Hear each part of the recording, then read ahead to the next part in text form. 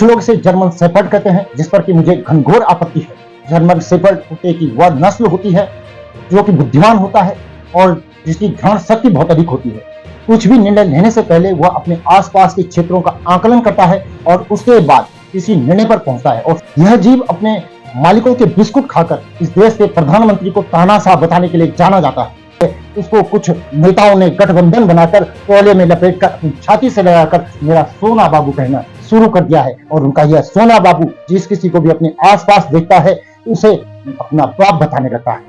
और जिस सोना बेटा की मैं बात कर रहा हूँ उसने सही मायनों में अपना तन और अपना मन अपने वैचारिक पिताओं के लिए वार रखा है। स्टैचू ऑफ यूनिटी को देखकर इसने कहा था कि यहाँ कोई देखने तक नहीं जाएगा और इससे कोई सरकार को कोई फायदा नहीं होगा, आम जन को कोई फायदा नहीं होगा। इस जीव ने कोरोना को हाइप माना था और सबसे अधिक कोरोना के जो केसेस पाए जाने वाला राज्य है केरल, उस पर उसने एक किताब भी डाली थी और साथ ही यह भी कहा था कि कोरोना चीन से आगे कहीं नहीं बढ़ेगा। और इन उदाहरणों से एक बात तो साफ हो जाती है कि जर्मन शेफर्ड तो दूर एक देसी कुत्ते जितना भी बुद्धि नहीं रखता है। दोस्तों, चैनल को ज्यादा से ज्यादा लाइक करें, शेयर करें और सब्सक्राइब करें। साथ ही अपने दोस्तों से भी कराएं ताकि हम अपनी बात को आपके माध्यम से ज्यादा लोगों तक पहुंचा सकें। और अगर आप हमारा सहयोग करना चाहते हैं तो नीचे दिए गए नंबर पर आप हमें सहयोग भी कर सकते हैं। आइए आरंभ करते हैं। क्या आपको भी लगने लगा है कि देश में फांसीवाद आ रहा है? क्या डिक्टेटरशिप के वीडियोस देख देख कर आप भी सोचने लगे हैं कि देश में लोकतंत्र खत्म हो रहा है और तानाशाही की शुरुआत हो रही है? क्या आपको भी लगता है कि देश में तानाशाही के जन्म के कुछ ही सप्ताह बाकी रह गए हैं? क्या आप भी इन सब चीजों को देखते हैं, सुनते हैं? परंतु मैं आपको बताना चाहता हूं कि इस देश में तानाशाही तो बाद में आएगी, लेकिन उससे पहले जो कचरा निकलकर सामने आया है उसको कुछ नेताओं ने गठबंधन बनाकर कोयले में लपेटकर अपनी छाती से लगाकर मेरा सोना बाबू कहना शुरू कर दिया है। और उनका यह सोना बाबू जिस किसी को भी अपने आसपास देखता है उसे अपना बाप बताने लगता है। यह तो आप भी जान रहे हैं, इस कचरे को, इस अपशिष्ट को फेंकने की बजाय किन लोगों ने अपनी छाती से लगा लिया है। और वह सोना बेटा है कि जिसके वीडियोस, जिसकी पोस्टों को कई नेता ऐसे शेयर कर रहे हैं जैसे उनके बच्चे ने किसी कलर स्केच से पहली बार कोई चित्र बनाया हो और उसे व्हाट्सएप में, फेसबुक में या इंस्टाग्राम या एक्स पर आदि पर ये लोग ऐसे शेयर कर रहे हैं कि जैसे उनका बेटा लियोनार्डो दा विंची बनने की राह पर चल पड़ा। और जिस सोना बेटा की मैं बात कर रहा हूँ उसने सही मायनों में अपना तन और अपना मन अपने वैचारिक पिताओं के लिए वार रखा है। कुछ लोग इसे जर्मन शेफर्ड कहते हैं, जिस पर कि मुझे घनघोर आपत्ति है। जर्मन शेफर्ड कुत्ते की वह नस्ल होती है जो कि बुद्धिमान होता है और जिसकी घ्राण शक्ति बहुत अधिक होती है। कुछ भी निर्णय लेने से पहले वह अपने आसपास के क्षेत्रों का आकलन करता है और उसके बाद किसी निर्णय पर पहुंचता है। और शायद यही कारण है कि उसे सेना में या विभिन्न सुरक्षा बलों में जासूसी के रूप में प्रयोग में भी लाया जाता है।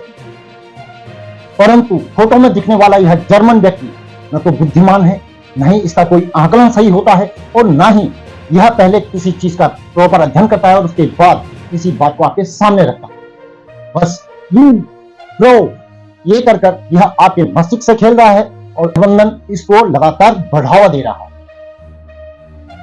यह जीव अपने मालिकों के बिस्कुट खाकर इस देश के प्रधानमंत्री को तानाशाह बताने के लिए जाना जाता है। इस जीव ने कोरोना को हाइप माना था और सबसे अधिक कोरोना के जो केसेस पाए जाने वाला राज्य है केरल, उस पर उसने एक किताब भी डाली थी और साथ ही यह भी कहा था कि कोरोना चीन से आगे कहीं नहीं बढ़ेगा। क्योंकि आप सबको मालूम है कि पूरे विश्व में कोरोना का कहर एक लगातार काफी समय तक यहाँ पर रहा है।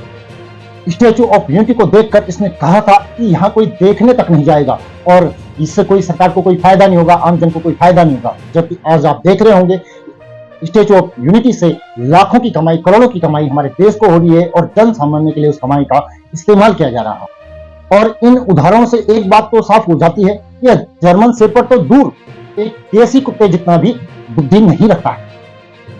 यह आपको बार बार यह भी बताता है कि देश का युवा बेरोजगार है और उसका माइंड वॉश कर दिया गया है। इस बात से मैं सहमत। देश का युवा बेरोजगार इसलिए भी है क्योंकि उसे ध्रुव राठी में देश का भविष्य दिखता है। उसे लगता है कि ध्रुव राठी कहीं दूर जर्मनी में बैठकर उसको यह बोल रहा है कि आप बेरोजगार हो और वह इस बात को मान भी लेता है कि वह बेरोजगार है और उसकी इस बेरोजगारी का कारण नरेंद्र मोदी। और युवा को अपनी बेरोजगारी पर सुख की बजाय सुख इसलिए मिलता है कि रवीश और ध्रुव राठी जैसे लोग उसे बता रहे हैं कि आप बेरोजगार हो और इस बेरोजगारी का कारण वर्तमान भारत सरकार है। अब आप सोचिए कि किसी की मानसिक स्थिति कितनी नीचे होगी कि उसे ध्रुव राठी में देश का भविष्य दिखाई देता है। ध्रुव राठी देश को राहुल गांधी को बेचना चाहता है और इससे पहले वह अरविंद केजरीवाल को भी बेच चुका है। उस अरविंद केजरीवाल को, जिसकी एजुकेशन को हाई फाई बताकर इसने पहले बेचा था, और उस अरविंद केजरीवाल ने दारू और एजुकेशन दोनों ही मंत्रालय एक व्यक्ति के पास दे दिए थे। केजरीवाल ने तो मोहल्ला क्लिनिक भी खुलवाए थे और मोहल्ला ठेके भी, और इन केस में जो अंदर हुए हैं उनके अपराध इतने जटिल हैं कि उनको बेल तक नहीं मिल पा रही। कुछ समय पहले यह जीत भारत आया था और अपने बाल सहला सहला कर आपको यह बता रहा था कि इलेक्ट्रल बॉन्ड देश का सबसे बड़ा घोटाला है, क्योंकि उसने पार्टियों को चंदा दिया। यह इलेक्ट्रल बॉन्ड को सबसे बड़ा घोटाला इसलिए बता रहा है क्योंकि जिस इलेक्ट्रल बॉन्ड के जरिए हर पार्टी ने कैश लिया है, उससे भारतीय जनता पार्टी को 47% चंदा मिला है और बाकी पार्टियों को 53%। इसलिए यह देश का सबसे बड़ा घोटाला साबित करने के लिए यह तुला हुआ है। और इसकी तकनीक बहुत सही है। आप इसे रिप्लाई दो, इसे फेंक दो, तो यह आपके कमेंट को छुपाकर आपको ब्लॉक कर देगा। रिटर्न कमेंट में जाकर आप देख सकते हैं। और इसे इस बात से कोई फर्क भी नहीं पड़ता है, क्योंकि इसके दर्शक जो है वह फिक्स है, और यह तो तय है कि इसके दर्शकों में माता सरस्वती की कृपा बिल्कुल नहीं। उनको आप फैक्ट बताइए, यहाँ तक कि सूचना के अधिकार के अंतर्गत सूचना निकालकर उनको दिखाइए, तो भी ये कहेंगे कि तू ध्रुव घाटी से जलता है, इसलिए तू ऐसा कह रहा है। और ध्रुव घाटी का कोई भी वीडियो जिसपे एक्सप्लेन बाय ध्रुव घाटी लिखा हो, ये उस बात को सत्य मानकर जगह जगह उसको शेयर करने लगते हैं, उसको पोस्ट करने लगते हैं। अब इनकी मानसिक स्थिति का अंदाजा इसी बात से लगा सकते हैं कि आधे अधूरे तथ्यों पर बनाए गए ध्रुव घाटी के वीडियोस को यह लोग लगातार शेयर करते हैं। आप जब तक इसकी एक बात पर गौर करेंगे, तब तक यह दूसरी बात कहकर अपनी तीसरी बात को आपके सामने रख रहा होता है, और इसके द्वारा बताए गए तथ्यों को जांचने के लिए किसी के पास समय नहीं होता है। दोस्तों, यह ध्रुव घाटी के ऊपर मैंने बात कही थी, हालांकि मैं उसके ऊपर बात करना नहीं चाह रहा था, लेकिन जिस तरह के प्रपंच रचकर वो हमारे देश में इस तरह की वैमनस्यता फैला रहा है, उसके लिए कुछ न कहूं तो यह मेरा जमीर फिर मुझे खाता है। और मैं आप सबसे एक यही निवेदन करूंगा, कृपया वीडियो को लाइक करें, शेयर करें और ज्यादा से ज्यादा सब्सक्राइब करें और दोस्तों से भी करवाएं।